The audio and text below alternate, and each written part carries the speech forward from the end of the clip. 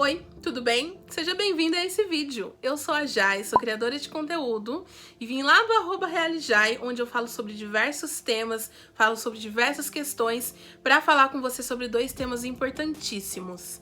Esse convite foi feito pelo projeto Vale em Movimento e eu vou falar sobre violência contra a mulher e também o trabalho infantil. Você deve estar se perguntando, gente, mas todo mundo já sabe sobre esse tema.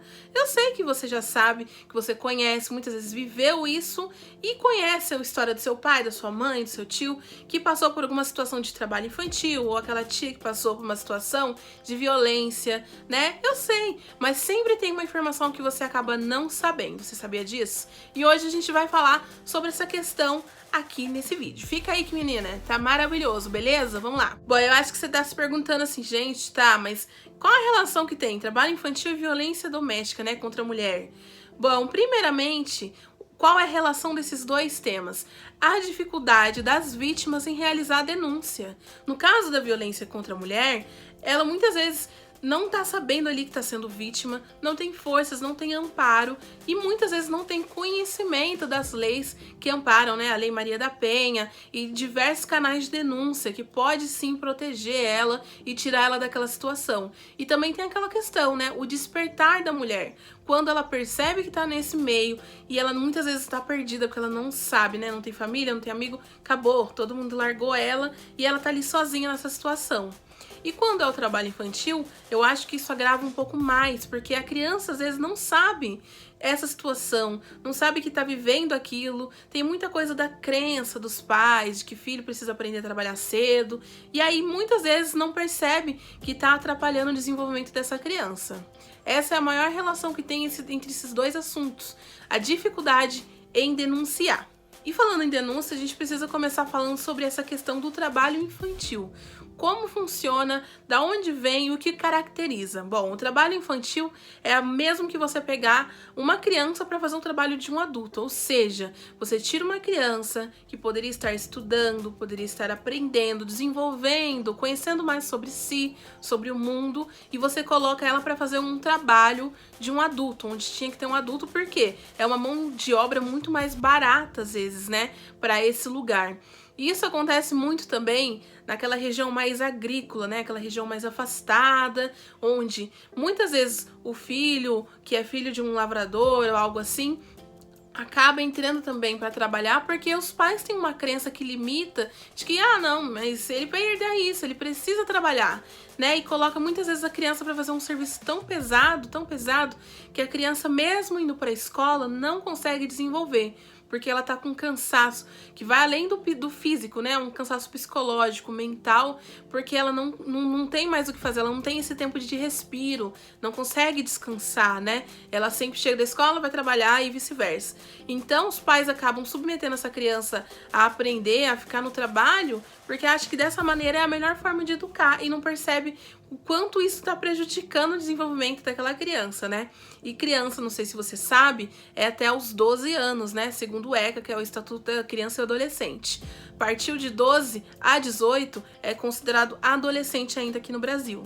E eu trouxe alguns dados bem interessantes para você saber sobre a questão dos números de crianças vítimas do trabalho infantil. Confere aí para você ver. Segundo a Pesquisa Nacional por Amostras de Domicílios, em 2016, cerca de 2,4 milhões de crianças e adolescentes trabalharam. Dessa porcentagem, 35,1 eram meninas e o restante, completando 64,9, meninos. O informativo também relata que 94,2% das meninas trabalham fazendo trabalhos domésticos. É informado também que 59,2% dessas crianças são encontradas em áreas urbanas e o restante, completando 40,8%, na área rural. Como eu já comentei com você, as principais consequências pode ser mutilação, né, perda de membros, a falta de desenvolvimento cognitivo que essa criança vai ter, a perda da infância, né, a criança não sabe o que é brincar, cresce uma pessoa violenta, sem saber muitas coisas, não tem educação, né, a educação básica, às vezes não sabe ler, não sabe interpretar, não sabe fazer uma conta, a criança fica literalmente pobre culturalmente, né, porque ela não sabe se relacionar, porque ela não teve tempo para desenvolver uma área que é muito importante da vida dela, que é a área da infância, né? O brincar, ele é muito importante. Você pode conversar com uma pessoa que tem muito mais propriedade, que é uma psicóloga, uma pedagoga, que ela vai te falar sobre essas questões de como é importante a criança viver a infância livre, uma infância com incentivos para desenvolvimento mesmo pessoal, da personalidade dela, de como ela vai lidar com o mundo, né? É importante.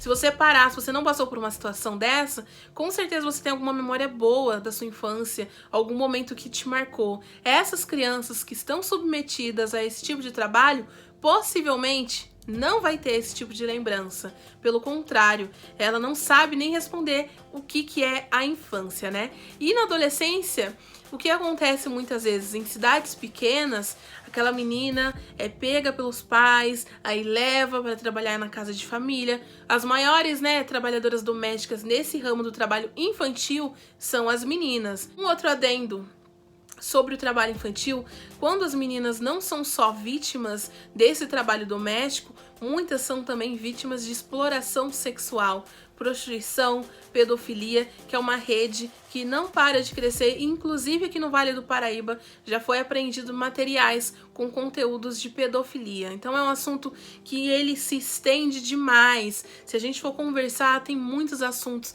que precisam ser conversados sobre essa questão do trabalho infantil. E onde a gente vê essas crianças? Muitas vezes a gente consegue vê-las em sinais, vendendo doce, vendendo pano de prato, vendendo pão. Aquelas cidades mais de interior, os meninos que engraxam, aqueles meninos que às vezes estão no lixão procurando alguma coisa para reciclar, ou muitas vezes para comer. A gente vê também em cidades muitas crianças entregues ao serviço agrícola, né?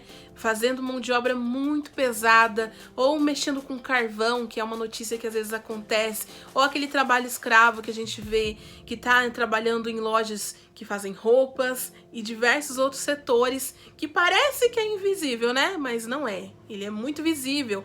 É muita gente passando pano para esse tipo de situação, e a criança às vezes fica submetida àquilo e não tá sabendo, ou a família não sabe lidar, né? A mãe sai muitas vezes e deixa a criança boa parte do tempo que ela devia estar aprendendo algo para cuidar dos irmãos, porque tem que trabalhar.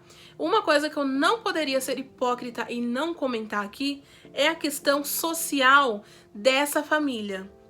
As vítimas, geralmente, de um trabalho infantil são crianças que não têm acesso ao mínimo da saúde básica, da educação, alimentação, saneamento. E muitas dessas famílias ganham, né, cerca de até meio salário mínimo. É muito pouco, às vezes, para uma família de 3, 4, 5 pessoas ali naquela família. Então, o que essas crianças, as mais velhas, às vezes acabam percebendo? Preciso trabalhar para ajudar a minha casa. Às vezes vai trabalhar em troca de comida, de moradia. Por quê? Porque o que tem em casa não é o suficiente para viver, né? Para viver uma vida normal, né? Digamos, de passagem. Uma vida que a criança pode ir para a escola, pode brincar, pode fazer suas atividades do dia a dia e viver em paz, assim, né? Desenvolver. Um agravante do trabalho infantil, né? Muitas vezes as maiores vítimas são meninos ainda, mas das cores pretas e pardos são as maiores vítimas ainda do trabalho infantil no Brasil. E eu não posso te falar que não tem relação com cor, porque tem sim. A gente sabe como é o contexto racial do nosso país e quanto o racismo ele é estrutural, né? Institucional e normalizado. Então, a maioria dessas vítimas ainda seguem sendo pessoas pretas e pardas, né? E você deve estar falando, mas aqui no Brasil tem o trabalho do menor aprendiz.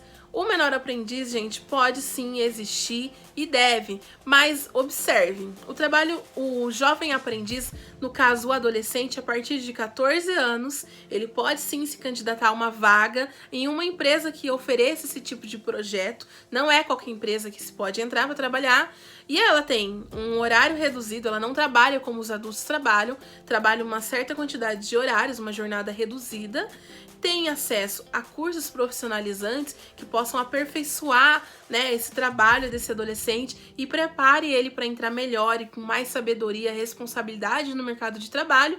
Além disso, tem uma remuneração que faça com que ele possa já investir, possa ele ajudar na família dele de forma consciente, de forma com que ele consiga estudar e conciliar as duas áreas na vida dele. Então, o trabalho de jovem aprendiz, de menor aprendiz, ele é legal, ele vai até os 24 anos, né? E ele é normal, gente. Ele não é um trabalho que submeta a essa criança. Claro que, obviamente, esse adolescente aí, como falando, se ele estiver tendo dificuldades, obviamente não é recomendável que ele trabalhe. Mas caso consiga lidar com essas duas jornadas, né? Tanto de trabalho, 3, na verdade, né? Jornada de trabalho, jornada de estudos, mais a escola, a educação, tá tudo bem, porque tem uma lei que ampara e é um incentivo a essas crianças também a não entrarem para o mundo do tráfico, não entrarem para o mundo das drogas e demais mazelas que a gente vê em sociedade. E aí eu preciso falar também uma outra coisa. O quanto que essas crianças ficam à mercê, não só as pretas e pardas, mas todas elas que vivem nesse tipo de situação de trabalho irregular, trabalho infantil, ficam submetidas também à entrada para o tráfico, para o consumo de drogas e acabam entrando realmente para esse meio porque parece muito mais fácil, né? Você conquistar aquilo que a TV vende, fica muito mais fácil entrando por esse caminho. Só que a perda dessa vida, desse inocente, muitas vezes é mais frequente porque elas acabam perdendo seu valor. Que entrou pro tráfico porque quis. Só que o contexto social não é levado em conta, que muitas vezes essa criança não tem o que comer, não tem o que vestir, não tem acesso a nada e simplesmente fica confinada num espaço, né, onde ela não tem como sonhar mais alto, ela não tem incentivo para ir além. Não tem educação, não tem um curso, não tem um lugar que ampare. Então é muito crescente e a gente precisa conversar sobre essa questão. E falando nessa questão da violência, a gente precisa também falar sobre a violência contra a mulher. É um assunto que durante a pandemia ganhou muito mais repercussão. Eu acho que se você olhar o jornal, você vai ver que hoje, nesse exato momento, uma mulher morreu, uma mulher perdeu sua vida por simplesmente ser mulher. Esse crime de ódio que muitas vezes leva à morte de uma mulher, né, o feminicídio, ele ocorre simplesmente às vezes pelo fato dela ser mulher. Porque isso vem de longe, não é de hoje que a gente vê essa questão das mulheres lutarem para simplesmente viver, para fazer o básico, né? E o que acontece? Como que funciona? A consequência, muitas vezes, do machismo é a mulher ser submetida a um relacionamento abusivo. E o que é o relacionamento abusivo? É você privar aquela mulher de ir a lugares, de fazer, manipulá-la, né, abusar sexualmente. Existem diversos tipos de violência e eu listei aqui para você, então prepara o print. Conheça agora alguns tipos de violência contra a mulher. A violência moral é qualquer ação que configure calúnia, injúria, difamação, espalhar fake news, criar perfis falsos, para simplesmente ameaçar, constranger e diminuir aquela mulher perante a sociedade. Além disso, também é um crime virtual. A violência patrimonial é qualquer ação que configure a retenção, a subtração, destruição parcial ou total de objetos, bens, recursos, documentos pessoais, instrumentos de trabalho. Aqui não está incluso, mas pode ser roupas, sapatos e etc. Uma das mais frequentes e sutis, a violência psicológica. Qualquer ação que cause prejuízo à saúde psicológica e autodeterminação, como constrangimento, humilhação, ridicularização, isolamento, perseguição, a chantagem emocional e o controle da vítima. A violência física é qualquer ação que ofenda a integridade ou saúde corporal da vítima, desde pegar seu braço mais forte ou arremessar objetos. Esse é um dos estágios mais preocupantes dentro de um relacionamento abusivo, onde muitas mulheres ainda estão presas. No Brasil, existem diversas formas de se punir uma mulher, né? Se você for olhar as leis, até pouco tempo atrás a gente não podia votar, nós não podíamos abrir uma conta no banco sozinhas e diversas outras questões, né? Em 2020, nos primeiros 6 meses do ano, foram mortas 1.890 mulheres. Dessa quantidade, 631 foram assassinadas só por serem mulheres, ou seja, feminicídio. fora as que nós não obtivemos dados. Então, a violência, ela começa de diversas maneiras. A partir do momento que a sociedade olha aquela mulher como submissa, como uma pessoa que não tem, como não ser um ser humano, a violência começa a partir daí. Tem uma outra violência que não é listada aí, a violência contra a mulher, é a violência obstétrica, que ainda assim são as maiores vítimas mulheres negras. Na hora do parto, muitas das vezes são mutiladas, obrigadas a fazer uma força que não é preciso, porque tem uma crença limitante aí de que a mulher negra é mais forte na hora do parto do que uma mulher branca. Só que na verdade a dor é a mesma, né? Quer dizer, a dor não é igual pra ninguém. Quem dirá, né? Se for uma coisa racial que determine isso. Então, as violências contra a mulher, elas acontecem de diversas maneiras. E aí você fala, ai gente, mas tá no relacionamento abusivo e continua com o cara. Por quê? Imagina você nessa situação. Tiraram de você a sua saúde mental, tiraram de você seu emprego, você não tem onde trabalhar, você às vezes tem as suas crianças pequenas, então ameaça tirar a guarda porque você não tem saúde psicológica para lidar, não tem um trabalho, tem criança pequena para cuidar e não tem um emprego para sustentar. Ah, minha querida, aí já é um dos motivos para quem é mãe de não se libertar disso, porque tem coisas que te prendem. Então você já tá fragilizada mentalmente, você é espancada fisicamente, abusada sexualmente, manipulada, a pessoa fala que você não consegue ninguém, tem aquela questão patrimonial, que você não tem para onde ir, que vai quebrar a casa inteira e etc e tal. A pessoa te ameaça, te persegue, fala mal de você, né? Tem a violência moral, que é difamar você de tudo quanto é forma. Também tem vítimas que acabam sendo expostas na internet por seus parceiros ou parceiras. Então são diversas situações que impedem que essa mulher quebre esse ciclo de violência e vá atrás dos seus direitos, vá atrás da Lei Maria da Penha, que às vezes funciona, mas de uma maneira muitas vezes dificultosa, né?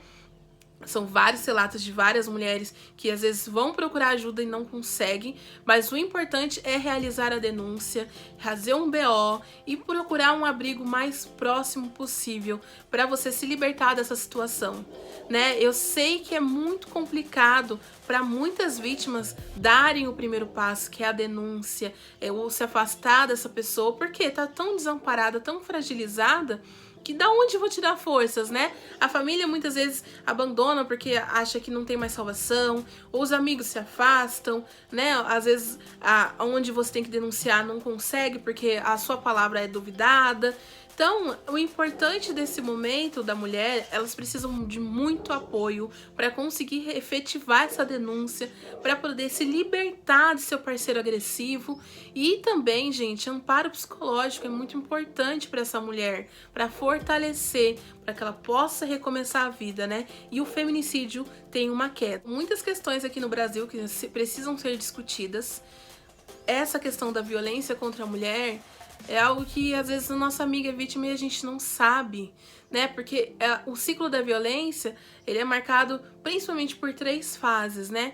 Que é a fase onde você tem a manipulação ali, a violência psicológica, depois tem a física, tem a lua de mel e você volta de novo nesse ciclo, né? Então são os 3 principais marcantes disso, mas acontecem todas essas outras que eu já apresentei para vocês e que muitas vezes a mulher pode ter tudo, ela pode ter conhecimento, ela pode ter faculdade, mas ainda ser submetida a um relacionamento abusivo que leve à violência doméstica, né, contra ela mesma, que ela seja vítima desse agressor. E a violência contra a mulher teve uma crescente na pandemia, principalmente porque muitas dessas mulheres tiveram que ficar junto com seus agressores, né? Trancadas, cumprindo a quarentena dentro de casa. Muitas vezes não tem para onde ir, ou o parceiro perdeu o emprego, e aí acabam realmente estando nessa situação onde não parece que não tem saída, né? Então, cenários como esse se agravam mais quando a vítima tem que ficar perto do seu agressor. A conscientização é uma das maneiras de combater a violência, salvar a vida dessas mulheres. E você compartilhando, você auxiliando, prestando atenção nas mulheres que estão ao seu redor, é uma das maneiras mais positivas e de encorajar essas vítimas a irem denunciar, procurar os seus direitos, entrar com uma medida protetiva, realizar corpo de delito se houver algum tipo de situação onde ela tenha sofrido uma violência.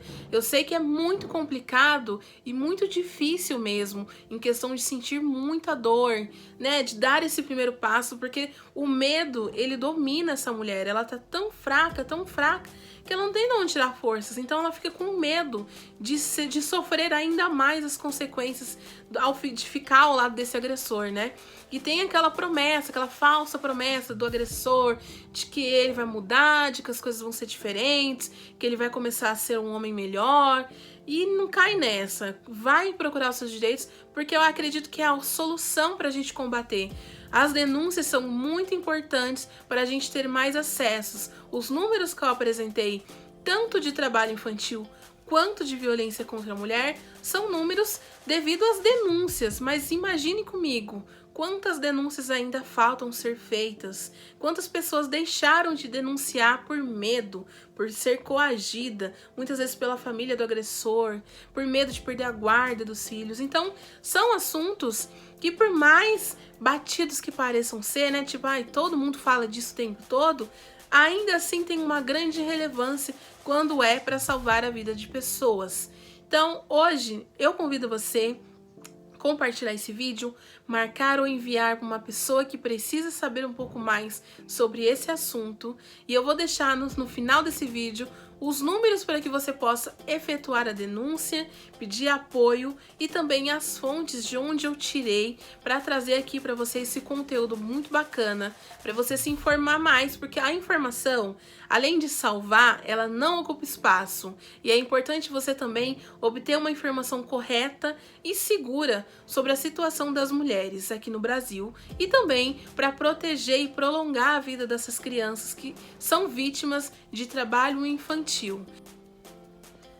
E claro que, na minha opinião, a educação, além de libertadora, ela também tem capacidade de mudar a sociedade na qual a gente vive, os comportamentos e a percepção de como a mulher é em sociedade. Uma das maneiras que eu vejo de combater a violência contra a mulher, além de leis mais severas que punam o agressor, eu também acredito que a educação, ensinar que mulheres são seres humanos e não objetos, mostrar que a empatia é um caminho, os direitos das mulheres merecem e devem ser cumpridos e, obviamente, mostrar aos homens, essas crianças, a importância das mulheres nas sociedades e o que nós gostamos e nós exigimos, que é o mínimo: viver, ter o nosso direito, ir e vir em paz, sem ser coagida, sem ser morta simplesmente por ser mulher. Então é isso. Esse foi o vídeo de hoje. Eu espero que você tenha gostado, tenha aprendido e se informado sobre a importância da gente discutir assuntos como violência contra a mulher e o trabalho infantil. Eu deixo no final desse vídeo informações para você saber um pouco mais. E se você gostou dessa carinha que falou com você aqui hoje, me siga nas redes sociais e eu fico por aqui. Obrigada, um beijo e tchau, tchau!